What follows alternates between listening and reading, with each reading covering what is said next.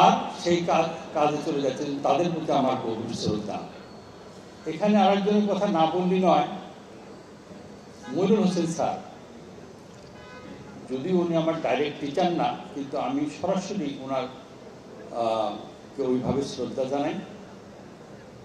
এটা এক্সাম্পল, ওনার এলাকায় আমার একটা শিল্প কারখানা আছে, তো উনি লোকজন, পার্টির লোকজন বলছে স্যার এই এলাকায় আসবে, একটা জনসভা হবে, আমাদের কাছে গেছে এই 50,000 টাকা দিয়ে দিচ্ছে। ঠিক আছে, আসলে তো লোকজন আসবে।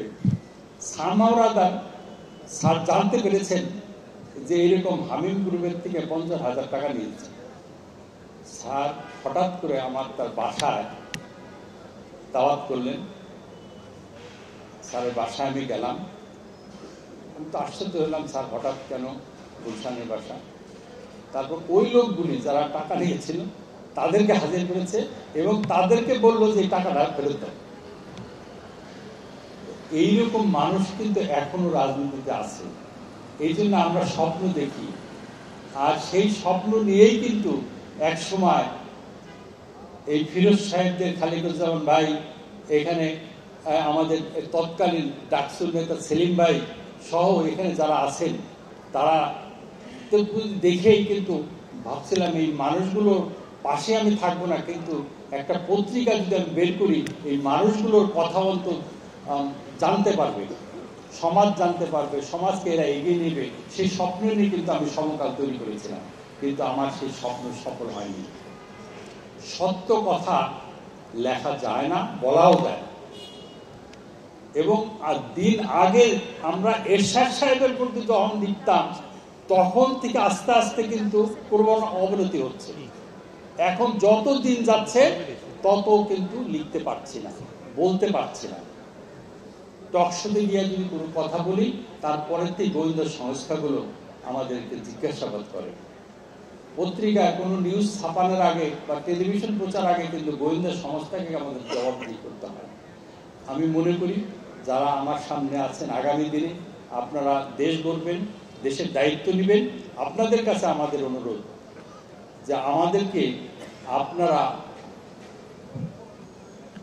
আটকানোর চেষ্টা করবেন না, আমাদের লেখাকে বন্ধ করার চেষ্টা করবেন না, আমাদেরকে বরং ওপেন করে দেন, আমাদেরকে জবাবদিহির মধ্যে নিয়ে আসেন। আমাদের সব পত্রিকা বা মিডিয়াতে সব খবরই যে সত্য ভাবে আমরা প্রকাশ করতে পারি তাও না, আমাদেরও ভুল ভ্রান্তি হয়। আপনারা যদি একটা সেল করেন, মিডিয়া সেল সরকারের, যে এই সপ্তাহে যে এতগুলো নিউজ সরকারের বিপক্ষে গেছে, তার এতগুলো সত্য, এতগুলো সত্য না, যেগুলো সত্য সরকার সেগুলো কারেকশন করবে বা সরকার তাদের বিরুদ্ধে ব্যবস্থা নেবে, আর যেগুলো সত্য না আমরা সেগুলো কারেকশন করব। এরকম কয়েক বছর যদি চলতে পারি, তাহলে যে স্বপ্ন নিয়ে রাজপথে জুলাই আগস্টে যারা জীবন দিয়ে গেছে, যারা কোনদিন ফেরত আসবে না, স্বাধীনতা যুদ্ধে যারা জীবন দিয়ে গেছে একটা সুন্দর বাংলাদেশ গড়ার জন্য, সুখী সমৃদ্ধ বাংলাদেশ দেওয়ার জন্য, অন্ন, বস্ত্র, বাসস্থান, চিকিৎসা এবং শিক্ষা শেষে চাকরির নিশ্চয়তা যে রাষ্ট্রের স্বপ্ন তারা দেখেছিল, সেই স্বপ্ন বাস্তবায়ন করতে পারবো যদি আমাদের মিডিয়াকে আপনারা উন্মুক্ত করে দেন এবং জবাবদিহি তারা মধ্যে আনেন। এই আশা ব্যক্ত করে আবারও সবাইকে ধন্যবাদ, আমার বক্তব্য শেষ করছি।